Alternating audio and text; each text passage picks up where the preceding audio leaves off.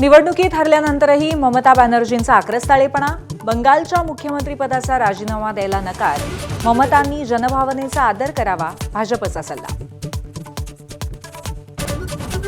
शासकीय अधिकारी कर्मचाऱ्यांसाठी हिंदी परीक्षा सक्तीचा निर्णय मागे, मंत्री उदय सामंतांनी केली घोषणा. 28 जून रोजीच्या परीक्षेला मनसेसह ठाकरेंच्या शिवसेनेने केला होता विरोध. पुण्यात माणुसकीला काळीमा फासणारी घटना, आजोबाकडनं 9 वर्षांच्या नातीवर लैंगिक अत्याचार, आईवडिलांकडनं फाशीची मागणी. मोबाईल चोरी प्रकरणी वर्षभरापूर्वी जावयाने सासऱ्याची केली होती हकालपट्टी. नसरापूर प्रकरणी नराधम भीमराव कांबळेला घेऊन पहाटे पोलीस पोहोचले घटनास्थळी. अत्याचारानंतर चिमुकलीचा मृत्यू झाला की नाही पाहण्यासाठी छातीवर मुक्क्या मारल्याचा वैद्यकीय अहवालात उल्लेख.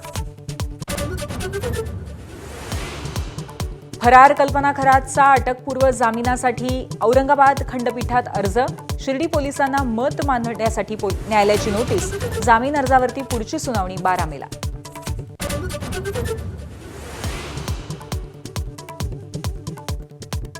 उपमुख्यमंत्री सुनेत्रा पवारांनी दिला खासदारकीचा राजीनामा.